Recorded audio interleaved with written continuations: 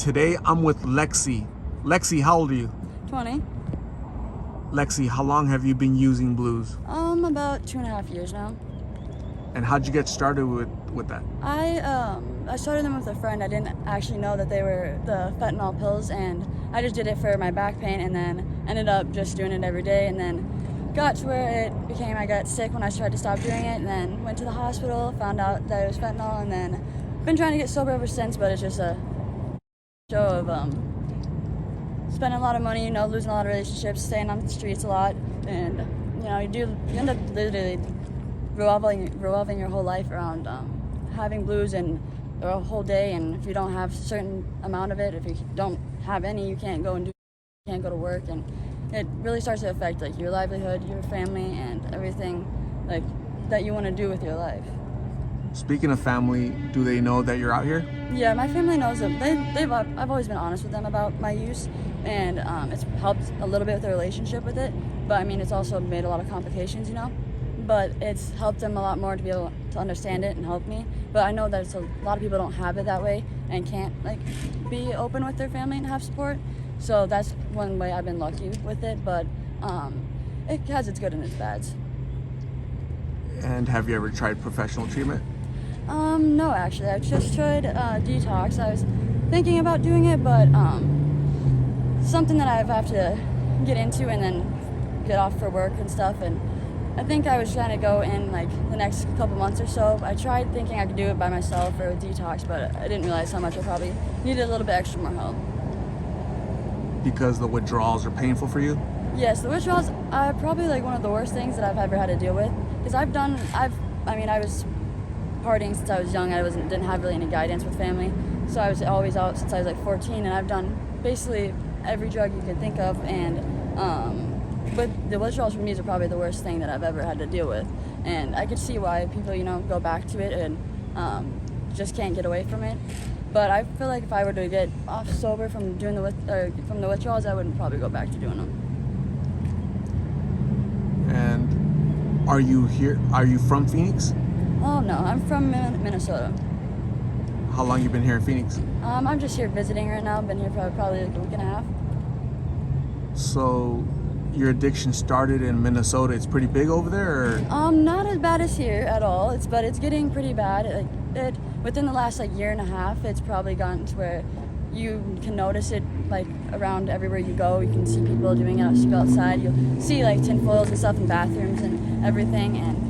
But it's not as bad as it is here. This is my first time coming here, and I've noticed everywhere I go, I can see someone outside or foil on the ground or in the bathrooms. You literally will probably see at least 5 people somewhere at the stores or gas stations outside that most definitely do it.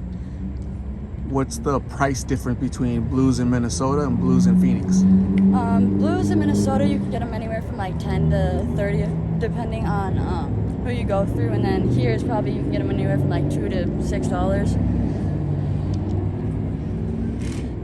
And when are you going back to Minnesota, or how are you trying to go back there? Yeah, I'm trying to go back. I just my flight is tomorrow, so I have to go get back to work and just started working again, and trying to get in because detox is really hard to even get into because of how bad it is in the system, or with all this epidemic with the fentanyl. You literally have to wait weeks and months before you can even get a bed in. And for someone who has an addiction, they can't wait a whole month without being able to have meds or anything. So I've called probably 30 places, and it's just so bad to the point that people are just continuing to use and don't have the money even to do the treatment. So you're actually working right now? Yeah. I was working. I've been working since I was 15. That's just one thing I've always I've had to stick on, even though it's affected my work a lot. And I can't go to work if I don't have it. But I mean, if I don't work, I won't be able to get them. But I've had a lot of lack of motivation to be going to work, and miss work a good amount of times, show up late, and don't do the best that I could. But still try to get there. So what is the one piece of advice you would give young people who are thinking about trying this or just recently started trying it? What would you tell them about this? To definitely get out while they can and when they're young, and just to,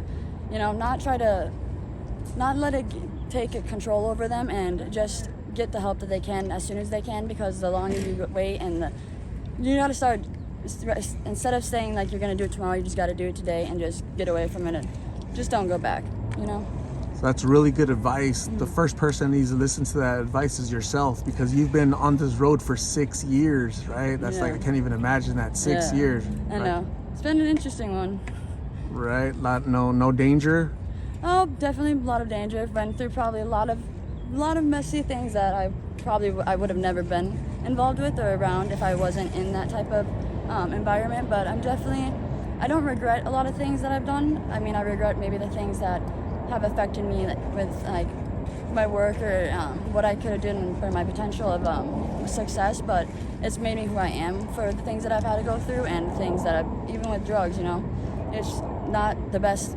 I'm not at my best then, but I also have to hit rock bottom sometimes, you know, to be able to realize to pick yourself up and see yourself actually do good is a lot better feeling than, you know, when you're down. It really motivates you to want to keep striving. So I think you sound very articulate, smart. I hope that you utilize that to get on the right path and get off of this and before it catches up to you, you know? Yeah, definitely trying, but I mean, I'll get there. I know I'm not too mentally addicted to it. It's just the withdrawals. I've been so over the fact of doing them. I don't like really much about them anymore, and like the control that it has over me and what I do every day. Like I wasn't even gonna be able to go on this trip if I didn't have them with me. And like to me, that's just crazy. If you can't do something, you know, you want to do each day unless you have them, you shouldn't have let anything control you and have that power over you. And if it does, it's obviously not good for you. So, Lexie, I'm gonna say thank you very much for talking to me, sharing your story. Hopefully somebody out there watches this and can stay away from drugs based off your experience, okay? All right, so I'm gonna get you lunch. You said you're hungry, I'm gonna get you lunch. That's been donated by my subscribers. So thank you very much. You stay safe, okay? Thank you. Yep.